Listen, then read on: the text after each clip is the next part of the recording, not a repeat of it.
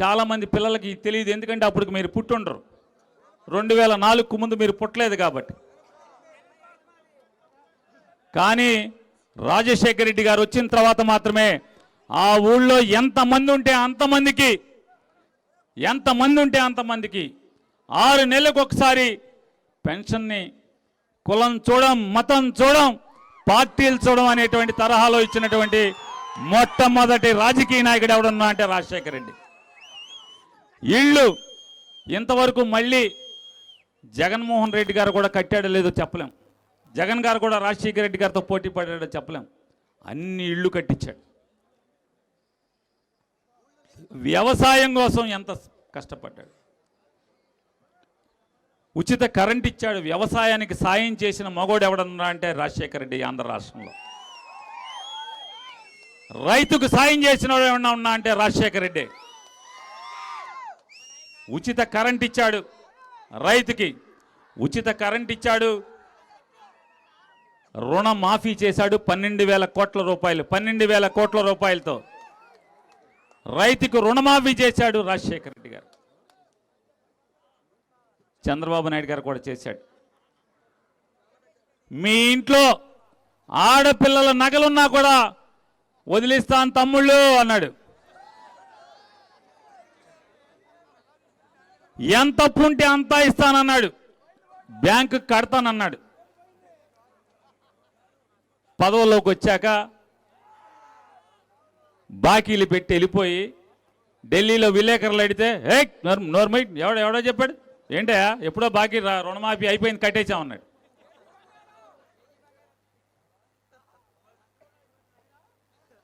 అలాగే అభివృద్ధి చూసుకున్నా, లేదా ఇరిగేషన్ ప్రాజెక్టులు చూసుకున్నా, అది ఇదేం లేదు. రాజశేఖర రెడ్డి గారిని చూసుకుంటే రాజశేఖర రెడ్డి గారు ఒకటే నమ్మేవాడు,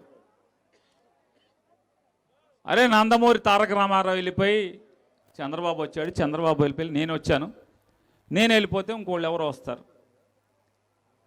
ఎవడొచ్చినా ఎవడు మారినా ఈ రాష్ట్రంలో పేదరికం పోదో, పేదవాడి ఇంట్లో పేదరికం మాత్రం అలాగే ఉండిపోతుంది. ముఖ్యమంత్రులు మారుతారు, ప్రభుత్వాలు మారుతారు. ఆ పేదవాడి ఇంట్లో పేదరికం పోవాలంటే ఆ ఇంట్లో పిల్లల ఉన్నత చదువుల ద్వారా మాత్రమే పేదరికం పోతుందని నమ్మిన వాడు రాజశేఖర రెడ్డి. ఇవాళ దాన్ని కొనసాగించిన వాడు జగన్మోహన్ రెడ్డి. అందుకోసమే ఏ కులమైనా, ఎస్సీయా, ఎస్టీయా, బీసీయా, ఓసీయా, మైనార్టీయా, ఆ కులం ఈ కులం లేదు, ఏ కులమోడైనా సరే ఆ ఇంట్లో పిల్లలు ఎంత చదువుకున్నా సరే ప్రతి పైసా ప్రభుత్వమే చెల్లిస్తుందని చెప్పని సంపూర్ణమైనటువంటి ఫీజు రీయింబర్స్మెంట్ తీసుకొచ్చిన దమ్మున్న మొగోడు ఎవడన్నా అంటే రాజశేఖర రెడ్డి గారు. ఇవాళ అరే నిజాయితీగా చెప్పేవాడు, అరే ముఖ్యమంత్రులు మారితే ఏమొస్తుంది, 4 పెన్షన్లు ఇస్తాం, లేకపోతే 4 రోడ్లు వేస్తాం, లేకపోతే ఎవరికైనా ఎవరు ఉంటే కాలువ తవ్విస్తాం. కానీ పేదరికం పోవటం అనేది, పోగొట్టడం అనేది ఎలక్షన్లో స్లోగన్ తప్పితే పేదరికం మైక్లో పెడతారు. పేదరికం పోవాలంటే ఆడుకోటి నీటి ఆడుకోండి. రాజశేఖర రెడ్డి లాంటి వాడికి ఓటేస్తే మాత్రమే ఈ రాష్ట్రంలో పేదరికం పోతుందనేది నాంది పలికిన వాడు, చేసి చూపించిన వాడు రాజశేఖర రెడ్డి గారు. నిజంగా ఇవాళ మీ ఊళ్ళో త్రిబుల్ ఐటీ వచ్చింది, ఎవరి వల్ల వచ్చింది?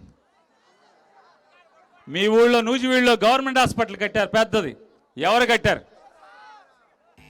ప్రతాప్ నాయన నేను పూజారులేరా బాబు, అసలు రాజశేఖర రెడ్డే బాబు.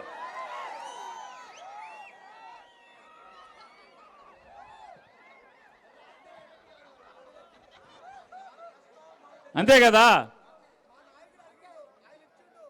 అతని పేరేంటయా?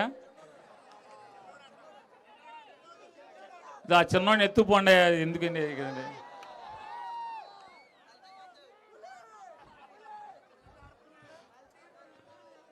ఇకపోతే రాజశేఖర రెడ్డి గారు మా గురించి ఇంత మాట్లాడుకున్నాం మనం. ఇవాళ మీరందరూ కూడా ఇవాళ కుర్రోళ్ళందరూ పుస్తకాల్లో చదువుతుంటారు, పాతోళ్ళు అందరం కూడా తెలుసు చాలామందికి, కొంతమందికి అందరం కూడా పుస్తకాల్లో చదువుతున్నాం, చరిత్ర చదువుతున్నాం. ఏమని?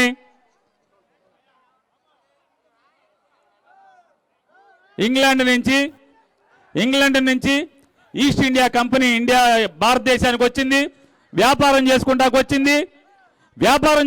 వచ్చి మొత్తం భారతదేశాన్ని కబళించి కొల్లగొట్టుకుని పట్టుకుపోయింది, దేశాన్ని దోచుకెళ్ళిపోయింది, మన మీద ఎక్కి తొక్కింది అని చెప్పని ఈస్ట్ ఇండియా కంపెనీ గురించి, బ్రిటిష్ వాళ్ళ గురించి కూడా మాట్లాడుకుంటాం. ఇవాళ ఈస్ట్ ఇండియా వెళ్ళిపోయి ఛానళ్ళు అయిపోయింది, బ్రిటిష్ వాడు వెళ్ళిపోయి ఛానళ్ళు అయిపోయింది. కానీ కొత్తగా మన ఊరు ఒక ఎమ్మెల్యే వచ్చాడు, ఇక్కడి నుంచి సేవ చేస్తానని చెప్పని. సేవ ఎక్కడ చేస్తున్నాడు అంటే మొత్తం అంతా ఆగిరిపల్లి మండలంలోనే సేవ, ఇంకే మండలం, చాట్రాయి మండలంలో సేవ లేదు, ముసునూరు మండలంలో సేవ లేదు. ఎందుకు? చాట్రాయి మండలం ఎప్పుడన్నా రావాలంటే అదేదో సినిమాలో ఉంటుంది, పెళ్లి చూపులు కూర్చోబెడితే రామ్మ మెరుపుతేగ అంటే సక్మని వచ్చి కనపడే వెళ్ళిపోతా ఉంటుంది పెళ్లి కూతురు. వాళ్ళు పెళ్లి కూతురు కనపడదు ఎవరికి, పెళ్లి వాళ్ళకి. అదేంటండి కనపడే, మా అమ్మాయికి సిగ్గండి అంటాడు, అట్లా సక్మని వచ్చి వెళ్ళిపోతా ఉంటారు. అట్లాగే ఈ ఊళ్ళో కూడా ఎమ్మెల్యే గారు చాట్రాయి మండలంలో వచ్చేళ్ళండి, ఎప్పుడు వచ్చాడండి, అదే వచ్చి వెళ్ళిపోయా అంటారు. రామ్మ మెరుపుతేగా అంటే మామూలు చక్కమని వచ్చి వెళ్ళిపోతుంది, చూసావా అట్లా వచ్చేళ్ళిపోతారు. వాళ్ళు ఎవరికి తెలియదు, ఆ ఊళ్ళో కార్యకర్తలకు కూడా, ఈ ఊళ్ళో ఎవరు వస్తే ఎవరు ఈ మండలంలో కార్యకర్తలకు కూడా తెలియదు. అదేంటారు ఎమ్మెల్యే గారు ఎప్పుడు వచ్చారా, నాకు చెప్పలేదంటారు, వచ్చాడు వెళ్ళిపోయాడు రాలి. అలా ముసునూరు మండలం అయినా అంతే. మీరు అనుకుంటారు మమ్మల్నే మా దగ్గరే మెరుపుతేగ అనుకుంటారు, ముసునూరులో మెరుపుతేగే, నూజివీడులో కూడా మెరుపుతేగే. ఒక్క ఆగిరిపల్లిలో మాత్రమే అపారమైనటువంటి ప్రేమ. ఎర్రమట్టి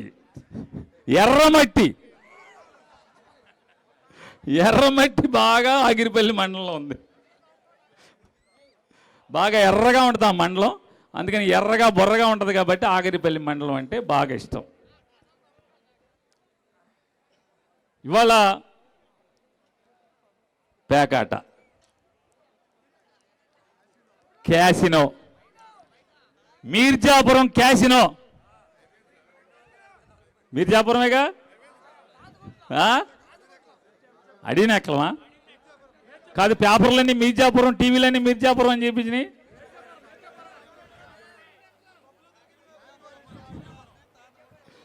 సంక్రాంతికే మీరే నన్ను పక్కదారి పట్టించినావు, చంద్రబాబు లాగా పక్కన చేరిక నువ్వు. మీర్జాపురం నువ్వు చెప్పేది ఏంటంటే లోకేష్ పట్టించేసింది చెప్తున్నావు నువ్వు. ముద్రపోయిన వెంకటేశ్వరరావును ఇంకొక అతను ఉన్నాడు అక్కడ, ఈయన శిష్యుడే, మా నాయన శిష్యుడే, గొల్లపూడిలో ఉంటాడు. ఇద్దరు కలిసి లోకేష్ దగ్గరికి వెళ్ళి చెప్తే లోకేష్ వేసేసాడు. నాకు తెలవకుండా ఏంటి వ్యాపారం, నాకు పంపించేది నాకు పంపించకుండా మనడేది ఏమో చీకట్ల వ్యాపారం పెట్టాడు. ఏం పెట్టారు?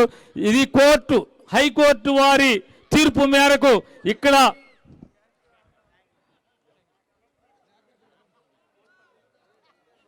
పదమూడు ముక్కల బుర్రకి పదును పెట్టేటువంటి ఆట జరుగుతుంది కాబట్టి పోలీసులు కానీ అన్యులు కానీ రావటానికి వీలు లేదని బోర్డు పెట్టి ఒకటి నడిపారు. దాన్ని వేసేసింది మాత్రం లోకేష్. ఎందుకు వేసాడంటే మొన్న ఇక్కడ సీటు పోయిన ఆయన ఆ గొల్లపూడి అతను ఇద్దరు గెలిచాలి సార్ మనకు మీకు పంపకుండా వేసేస్తున్నాడు సార్ అనగానే మొత్తం వచ్చారు, ఠాబా కొట్టాడు. అక్కడైనా ఇక్కడైనా ఏమయ్యా నువ్వు అనొచ్చు, ఇక్కడ పక్కన చంద్రబాబు ఉన్నాడు, ఈ ఊరు చంద్రబాబు అనొచ్చు, ఏమండి నీకు తెలుసా, నీకు తెలుసా, నువ్వు ఎట చెప్తున్నావు ఆయన, ఎట తెలుసు,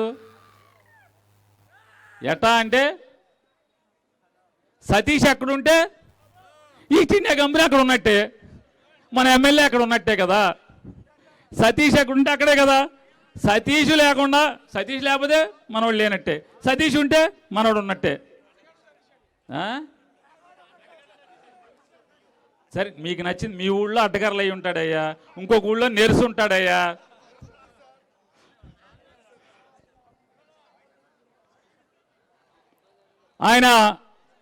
ఆయన కరెంటు తయారు చేసే ఫ్యాక్టరీ పెడతానని చెప్పారు. కరెంటు తయారు చేసే ఫ్యాక్టరీ పెడతానని చెప్పి ఎక్కడ పెట్టాలి. సాధారణంగా మీరో ఏదైనా వ్యాపారం పెట్టాలనుకుంటే ఎక్కడ పెడతావు?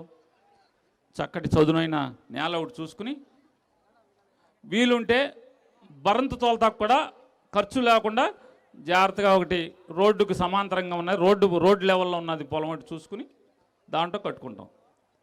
కానీ మన సారు 40 ఎకరాల్లో ఆకాశానికి ఎత్తున్న ఎర్రమట్టి కొండ మాత్రం అది సెలెక్ట్ చేసుకున్నారు. ఇదేంటే ఎర్రమట్టి కొండ ఉంది కదా, 40 ఎకరాల్లో ఫ్యాక్టరీ ఎట్ట కడతారు? ఫ్యాక్టరీ కట్టాలంటే 40 ఎకరాల్లో కొండ మొత్తం తీయాలి. కొండ మొత్తం తీసిన తర్వాత ఫ్యాక్టరీ కడతారు. కొండ